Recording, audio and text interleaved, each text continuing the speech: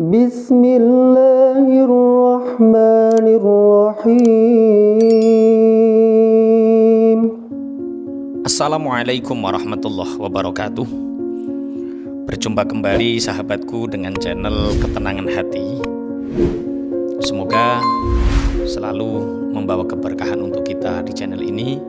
Dan sahabat Ketenangan Hati, semoga senantiasa dalam keberkahan, berkelimpahan, dikuatkan iman dan takwanya. Amin amin ya rabbal alamin. Ajaran Islam selalu memberikan petunjuk yang baik bagi umatnya, termasuk mengenai waktu bangun tidur yang paling baik. Islam menganjurkan untuk bangun pagi secara rutin. Berikut adalah 13 keutamaan bangun pagi dalam Islam. 1. Membuka pintu-pintu rizki. Ketika Rasulullah SAW pulang dari sholat subuh di Masjid Madinah, beliau mendapati putrinya bernama Fatimah masih dalam kondisi tidur. Maka beliau bersabda, "Wahai anakku, bangunlah, saksikanlah rizki Tuhanmu, dan janganlah kamu termasuk orang-orang yang lalai. Karena Allah Subhanahu wa Ta'ala memberi rizki kepada hambanya antara terbit fajar dengan terbit matahari." Hadis riwayat Imam Ahmad. Kedua, terpenuhi segala kebutuhannya. Dari hadis Imam At-Tabrani dan Al-Bazzar, Rasulullah SAW bersabda, "Bangunlah pagi hari untuk mencari rizki dan kebutuhanmu. Sesungguhnya pada pagi hari terdapat berkah dan keberuntungan." Yang ketiga, didoakan oleh malaikat. Nabi Muhammad SAW bersabda, "Para malaikat malam dan malaikat siang berkumpul pada sholat fajar atau subuh." Hadis riwayat Bukhari dan Muslim.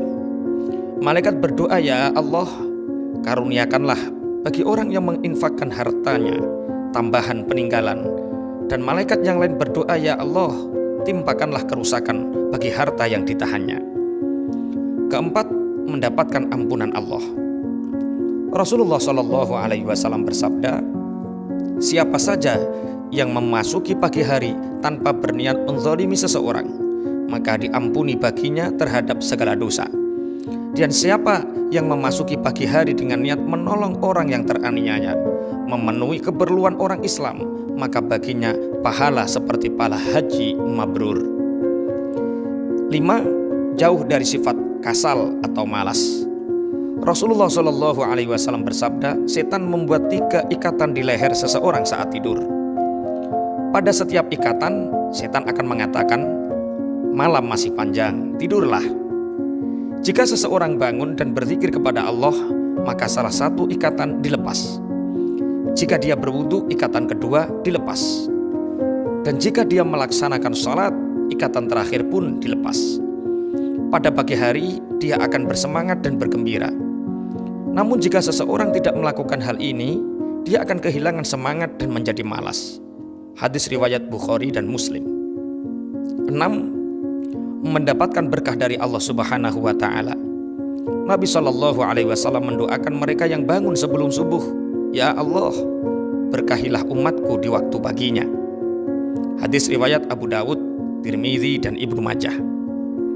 7. Dimudahkan masuk surga. Rasulullah SAW bersabda, "Barang siapa yang melakukan salat subuh dan asar, maka dia akan dimudahkan masuk surga." Hadis riwayat Bukhari. Yang ke-8, jauh dari kelalaian.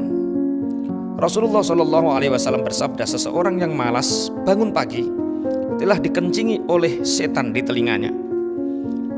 Maksud dari hadis ini adalah bahwa orang yang malas bangun pagi adalah orang yang lalai, karena ia lebih memilih tidur berdasarkan bisikan setan.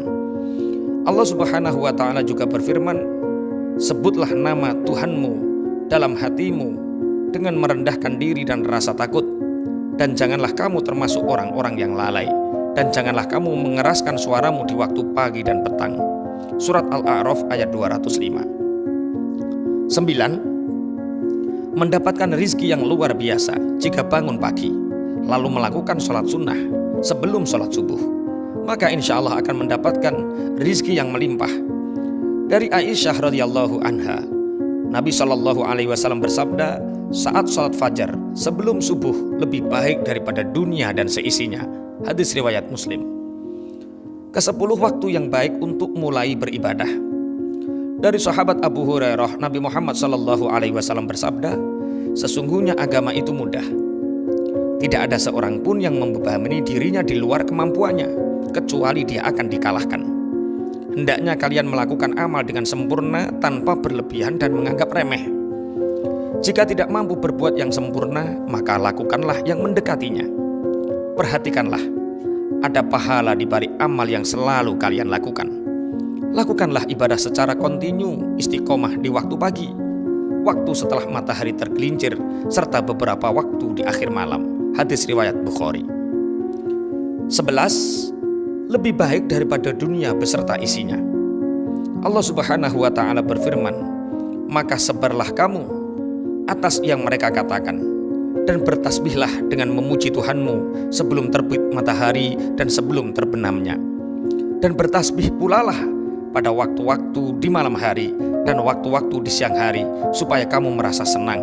Surat Toha ayat 130. Yang ke-12, mendapatkan perlindungan dari Allah Subhanahu wa ta'ala. Rasulullah SAW bersabda, barang siapa yang menunaikan sholat subuh, maka ia berada dalam jaminan Allah. Maka jangan coba-coba membuat Allah membuktikan janjinya. Pada siapa yang membunuh orang yang menunaikan sholat subuh, Allah akan menuntutnya sehingga ia akan membenamkan mukanya ke dalam neraka. Riwayat Imam Muslim. Yang ke-13, bisa melihat Allah Subhanahu wa ta'ala di hari akhir. Dari Jarir bin Abdullah radhiyallahu anhu, kami sedang duduk bersama Rasulullah SAW. Ketika melihat bulan purnama, beliau berkata, sungguh kalian akan melihat Allah sebagaimana kalian melihat bulan yang tidak terhalang dalam melihatnya. Apabila kalian mampu, janganlah kalian menyerah dalam melakukan sholat sebelum terbit matahari dan sholat sebelum terbenam matahari, maka lakukanlah. Riwayat Imam Bukhari dan Muslim. Sahabat, ketenangan hati yang dirahmati Allah, itulah yang bisa kami sampaikan. Semoga ini bisa menjadi tambahan ilmu pengetahuan dan wawasan keislaman bagi kita semua. Assalamualaikum warahmatullahi wabarakatuh.